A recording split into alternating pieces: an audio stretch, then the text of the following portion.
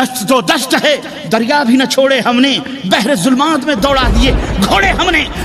ہمارا حکم جب ہم اللہ والے اے مسلمانوں، آج وہی آسمان ہیں، وہی زمین ہے، وہی چاند اور وہی ستارے ہیں، وہی کلمہ پڑھنے والے ہم ہیں، سب لوگ وہی ہیں، لیکن اس کے باوجود بھی معاملہ کیا ہے کہ آج ہمارا حکم ہماری بیوی پر نہیں چلتا، بچوں پر نہیں چلتا، معاشرے پہ نہیں چلتا، کوئی ہمارے قبضے میں نہیں۔ وجہ کیا ہے؟ وجہ یہ ہے کہ ہم نے حضرت محمد الرسول اللہ صلی اللہ علیہ وسلم کی سچی اطاعت اور سچی غلامی کا تمغہ اپنے گلوں سے اتار کے پھینک دیا، ہم اپنے نفس پرست ہو گئے۔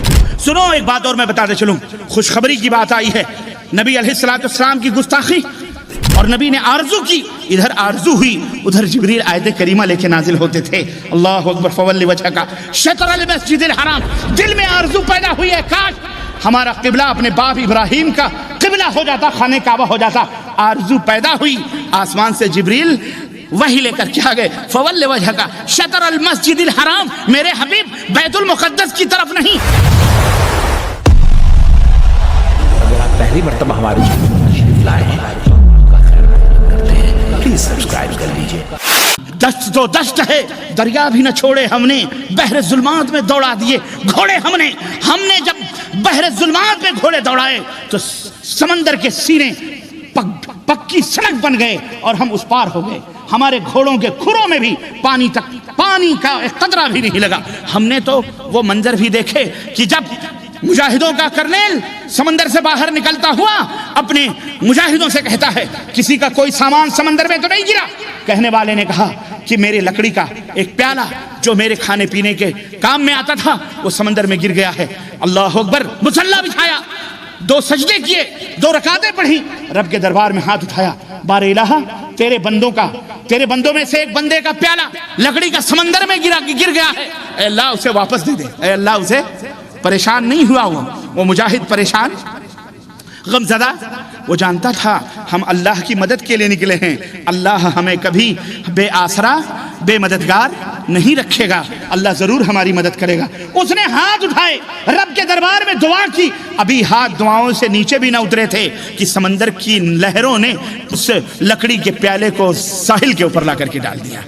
دیکھے ہم نے، ہماری تاریخ نے دریائے نیل جو کبھی بہتا نہیں تھا، بعض روایتوں میں آتا ہے، یہ روایت ہے، بعض لوگوں نے اس کی سندوں کے اوپر بحث کی ہے، اس سے قطع نظر، لیکن حکمرانی کی بات آئی ہے تو سن لو کہ ہمارے حکم دریاؤں پہ بھی چلے ہیں۔ کہ کہنے والے نے، عمر بن خطاب نے جب خط لکھا کہ اور جب خبر ملی کہ دریائے نیل کے اوپر باقاعدہ ایک لڑکی کی، کنواری لڑکی کی بلی دی جاتی ہے تب یہ دریا بہتا ہے، عمر بن خطاب نے کہا آئندہ یہ روش، یہ رواج ختم کیا جائے۔ خط لکھا دریائے نیل کے نام، کہ اے دریائے نیل اگر تو اللہ کے حکم سے بہتا ہے تو بہ، ورنہ تجھے بہنے کی ضرورت نہیں ہے۔ اور کہا لے جاؤ اس خط کو اسی سمندر کے دریا کے پیٹ میں ڈال دو۔ جانے والے لے کے آئے اور لا کر اس خط کو اس دریائے نیل کے اندر رکھا، اور ابھی وہ آدمی اس دریا سے باہر ہی نکلا تھا کہ طغیانیات پیدا ہوئی، موجیں آئیں اور دریائے نیل ایسا بہا کہ آج کی تاریخ تک وہ کبھی خشک ہونے کا نام نہیں لیا۔ ہمارا حکم جب ہم اللہ والے اے مسلمانوں، آج وہی آسمان ہیں، وہی زمین ہے، وہی چاند اور وہی ستارے ہیں، وہی کلمہ پڑھنے والے ہم ہیں، سب لوگ وہی ہیں، لیکن اس کے باوجود بھی معاملہ کیا ہے کہ آج ہمارا حکم ہماری بیوی پر نہیں چلتا، بچوں پر نہیں چلتا، معاشرے پہ نہیں چلتا، کوئی ہمارے قبضے میں نہیں۔ وجہ کیا ہے؟ وجہ یہ ہے کہ ہم نے حضرت محمد الرسول اللہ صلی اللہ علیہ وسلم کی سچی اطاعت اور سچی غلامی کا تمغہ اپنے گلوں سے اتار کے پھینک دیا، ہم اپنے نفس پرست ہو گئے۔ ہم نے یورپ اور امریکہ اور ڈنمارک اور ناروے سے اپنے رشتے جوڑے، ان سے محبتیں کی، ان کا کلچر، ان کی ثقافت، ان کا سب کچھ، ان کی سیرت، ان کا چلنا پھرنا، ان کی تعلیم، ان کی تربیت، سب کچھ ہم اپنا رہے ہیں۔ اگر نہیں اپنا رہے تو حضرت محمد الرسول اللہ صلی اللہ علیہ وسلم کی جو ہے سیرت اور آپ کا کلچر اور آپ کی تہذیب نہیں اپنا رہے۔ ضرورت اس بات کی ہے کہ ہمیں محمدی سیرت کو اپنانا پڑے گا، محمدی کلچر کو لانا پڑے گا۔ بتاؤ، ہمارا دامن تمام نعمتوں سے اللہ کے فضل و کرم سے بھرا ہوا ہے۔ نبی علیہ السلام جیسا معلم، استاد، گرو اور ہمارا نبی موجود ہے، اس کے باوجود بھی ہم قلاش اور فقیر اور ہم ذلیل اور رسوا، یہ عجیب و غریب بات ہے، یہ عجیب و غریب بات ہے جو دونوں دریا کے کنارے جیسے نہیں مل سکتے، ایسے یہ دونوں چیزیں کیسے مل جاتی ہیں، یہ سمجھ میں نہیں آتا۔ یہاں ضرور کہیں فالٹ ہے، اس لیے ہمیں ایک بننا پڑے گا، ہمیں حضرت محمد رسول اللہ صلی اللہ علیہ وسلم سے سچی محبت کرنا پڑے گی، آپ کی سیرت، آپ کا مقام، آپ کی تربیت، آپ کو سب کچھ سمجھنا پڑے گا۔ اور سنو ایک بات اور میں بتاتے چلوں، خوشخبری کی بات آئی ہے، نبی علیہ الصلوۃ والسلام کی گستاخی اور اللہ کے رسول صلی اللہ علیہ وسلم کی توہین یہ بہرحال کفر ہے، اور ایسے آدمی کی سزا قابل جو ہے گردن مارنا ہے۔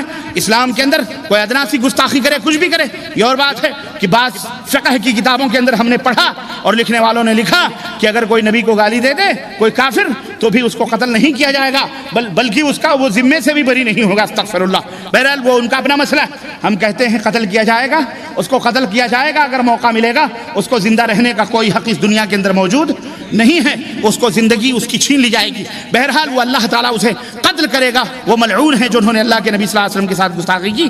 لیکن اس گستاخی کے پیچھے بھی ایک بہت بڑی خوشخبری اور ایک بہت بڑی بشارت پنہا ہے، وہ میں آپ کو بتا کر اپنی بات میں ختم کرنا چاہوں گا۔ تو عرض میں یہ کر رہا تھا کہ انشاءاللہ وہ خوشخبری کیا، علامہ ابن تیمیہ رحمۃ اللہ علیہ فرماتے ہیں کہ فتاوی کی جو ان کی کتاب ہے اس کے اندر وہ لکھتے ہیں کہ شام کے علاقوں میں جب مجاہدین کسی قلعے کا محاصرہ کرتے تھے تو ان مجاہدین نے، مرابطین نے ہمیں یہ بات بتلائی کہ مہینوں گزر جاتے تھے، ہم اس قلعے کا محاصرہ کرتے اور وہ قلعہ فتح نہیں ہوتا، بہت پریشان ہو جاتے، کبھی کبھی سردیوں اور گرمیوں سے ہم تھک جاتے اور یہ سوچتے کہ لاؤ یہ قلعے کا محاصرہ چھوڑ دیں اور ان کو چھوڑ دیں، اب نہیں فتح ہو رہا ہے تو اللہ مالک ہے، بعد میں دیکھ لیں گے۔ لیکن ہمارے جاسوس قلعے کے اندر سے جب ہمیں یہ خبر دیتے کہ نہیں سنو، قلعے کے اندر لوگوں نے نبی صلی اللہ علیہ وسلم کو گالیاں دینا شروع کر دی، نبی کو گالیاں دینا شروع کر دی ہیں، تو کہتے ہمارا ایمان مضبوط ہو جاتا اور ہم مزید اپنے محاصرے کو سخت کر دیتے، چھوڑنے والے ہوتے تو ہم ڈٹ جاتے، ہم سوچتے اب اپنے نبی کو جب گالیاں دے رہے ہیں تو اللہ ضرور کوئی نہ کوئی کرشمہ دکھلانے والا ہے،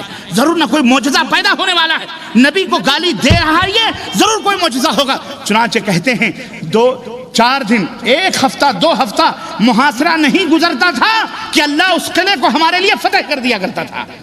آج یورپ کے ان لالا زاروں سے اور یورپ کے ان سبزہ زاروں سے بھی بدبو آ رہی ہے نبی کے توہین کی، اہانت رسول کی، اور گالی بکی جا رہی ہے، گالی گلوچ دیے جا رہے ہیں۔ یہ ہمارے لیے خوشخبری ہے کہ ایک دن آنے والا ہے کہ ہم مسلمان انشاءاللہ تبارک تعالیٰ توحید و سنت کے جھنڈے لے کر ڈنمارک کی سرحدوں پر پہنچنے والے ہیں، انشاءاللہ تبارک تعالیٰ یورپ فتح ہوگا، انشاءاللہ ہمارے نبی کی تعلیمات سے یورپ کے گوشے گوشے منور ہوں گے انشاءاللہ تبارک تعالیٰ، کیونکہ ہمارے نبی صرف مسلمانوں ہی کے نبی نہیں بلکہ یورپ امریکہ کے بھی نبی ہیں۔ قل یا ایھا الناس انی رسول اللہ علیکم جمیعا، ساری کائنات کے نبی، ساری کائنات کے رسول، تو ساری کائنات کے جب رسول ہیں تو یورپ بھی ایک کائنات ہے، امریکہ بھی ایک کائنات ہے، ڈنمارک بھی ایک کائنات ہے، وہاں تک انشاءاللہ ہمارے نبی کا روب اور ہمارے نبی کی تعلیم پہنچے گی اور وہاں کی تہذیبیں بدلیں گی، وہاں کا مزاج تبدیل ہوگا، وہاں کے لوگ چینج ہوں گے، وہاں کے لڑکے اور لڑکیاں قرآن اور سنت کے پابند ہوں گے انشاءاللہ تعالی، اور اس ذلیل مردود کی ناک کٹے گی اور یہ ذلیل ہوگا، یہ متون ہوگا، یہ ملعون ہوگا، اور انشاءاللہ تعالی یہ اپنے ملک سے بھی ہاتھ دھو بیٹھے گا انشاءاللہ تعالی۔ تم نے دیکھا نہیں کہ قیصر و کسریٰ کے دربار میں نبی کا قاصد جب خط لے کے پہنچتا ہے تو کسریٰ نے خط کو پھاڑ دیا غصے میں اور کہا کہ یہ جو ہے بدو، یہ ان پڑھ اور جاہل صحراؤں کے پروردہ، یہ ہم جیسے مہذب لوگوں کو تعلیم دینے آئیں گے، ہم ان کی باتوں کو مانیں گے۔ نبی نے جب یہ بات سنی چہرے پہ مسکراہٹ کھیل گئی اور اللہ کے نبی نے بد دعا کی کہ جس طرح اس نے ہمارے خط کو پھاڑا ہے اللہ اسے ریزہ ریزہ کر دے۔ نتیجہ کیا ہوا؟ بیٹے نے گولی ماری یا بھتیجے نے تلوار سے اس کی گردن کو قلع کما کیا، اس کو ختم کیا، اس کی سلطنت کو چھینا اور وہ برباد ہو گیا۔ آج بھی جن لوگوں نے بھی نبی کی توہین کی مکمل ہمارے پاس تاریخ ہے۔ ابو لہب سگا چچا تھا، نبی کو پتھروں سے مار مار کر کے اذیت پہنچاتا تھا۔ ہم نے دیکھا جب وہ مرا اپنے گھر میں اتنی بدبو پھوٹی اہل مکہ نے ناک بند کر لی، گھر والے بکھر گئے، کہنے لگے اس کی لاج اٹھانا مشکل۔ کہا گیا کیا کیا جائے؟ کہا پتھر مار مار کر اسی کمرے میں اس کو دفن کر دیا جائے۔ وہ نبی کو پتھر کنکریاں مارتا تھا، مرنے کے بعد اللہ نے بڑے بڑے پتھروں سے اس کی لاش کو پٹوایا اور پٹوا کر کے اسی کمرے کے اندر اس کو دفن کروایا۔ یہ ہے سزا ہے، یہ جو نبی کی توہین کرتے ہیں. سنو, ہم ہی نفرت نہیں کرتے, یہ زمین اور آسمان سب مومن ہیں. یہ سب نبی کی گستاخی کرنے والوں سے نفرت کرتے ہیں, نبی سے گستاخی اور غداری کرنے والوں سے دشمنی کرتے ہیں. صرف ہم ہی دشمنی نہیں کرتے, زمین بھی نفرت کرتی ہے. صحیح بخاری کی روایت, ایک شخص یہودی یا نصرانی نبی کی خدمت میں آیا, کلمہ پڑھا لکھا تھا. اللہ کے نبی نے اسے قرآن نازل ہوتا, اسے اپنے بغل میں بٹھایا اور کہا تو قرآن لکھا کر. کچھ دن تک اس نے قرآن کو لکھا, کچھ صورتیں لکھی. اس کے بعد وہ مردود مرتد ہو گیا. کیا ہو گیا؟ مرتد ہو گیا, یعنی پھر کافر ہو گیا, وہ پھر نصرانی ہو گیا. یہودیوں نے ہاتھوں ہاتھ لیا. اب وہ لوگوں سے جا کے یہ کہتا نعوذ باللہ کہ محمد صلی اللہ علیہ وسلم یہ تو جاہل ہیں, ان پڑھ ہیں, ان کو تو کچھ بھی نہیں آتا. ارے وہ جو میں لکھا کرتا تھا, لکھ کر کے دیتا تھا, وہی مسلمان عمل کرتے تھے. بہت بڑی بات تھی, کوئی معمولی بات نہ تھی. یہ تو قرآن کے اوپر سراسر الزام تھا. نعوذ باللہ, مسلمانوں کے درمیان تشویش پیدا کرنا تھی کہ یہ جو صورتیں تم پڑھتے ہو یہ نبی نے نہیں بتلائی ہیں, اس نصرانی نے لکھی ہیں. اس طرح کا دعویٰ تھا. استغفر اللہ, یہ تو بہت بڑی بات تھی. اللہ کے نبی کو بڑی تکلیف ہوئی. اللہ کے نبی کو, اے نبی پریشان ہو رہے ہو, پریشان ہونے کی کیا بات ہے؟ ارے تم, میں یہ سمجھتا ہوں اپنی جان ان کے پیچھے دے دو گے اگر یہ مومن نہ ہوئے. سنو, تمہارے ہاتھ میں ہدایت دینا نہیں ہے, ہدایت کس کے ہاتھ میں ہے؟ اللہ کے ہاتھ میں. تو نبی جب کبھی دل کے اندر ارادے آئے اور نبی نے آرزو کی, ادھر آرزو ہوئی ادھر جبریل آیت کریمہ لے کے نازل ہوتے تھے. اللہ اکبر, فولی وجہک شطر المسجد الحرام. دل میں آرزو پیدا ہوئی ہے, کاش ہمارا قبلہ اپنے باپ ابراہیم کا قبلہ ہو جاتا, خانہ کعبہ ہو جاتا. آرزو پیدا ہوئی, آسمان سے جبریل وہی لے کر کیا گئے, فول وجہک شطر المسجد الحرام. میرے حبیب بیت المقدس کی طرف نہیں, 17 مہینے ہو گئے, پڑھ لیا. اب اپنے باپ ابراہیم کے قبلے کی طرف اپنے رخ کر لو, کعبہ کی طرف کر لو. ہمارے نبی کی تو شان یہ ہے. تو ہمارے نبی کو ایذا پہنچی, تکلیف پہنچی, نتیجہ یہ ہوا کہ وہ خبیث مر گیا. مدینے کے اندر وہ مر گیا. یہودیوں نے نہلایا دھلایا, کفن پہنایا, اس کو دفن کرنے کے لیے مدینے کے باہر لے جا کر کے اس کو دفن کیا. سنو, بخاری کی روایت ہے یہ. اس کو دفن کیا, اس کو دفن کر کے جب آئے, صبح ہوئی تو گئے دیکھنے کے لیے کہ دیکھیں جس کو دفن کر کے آئے اس کا کیا حال چال ہے.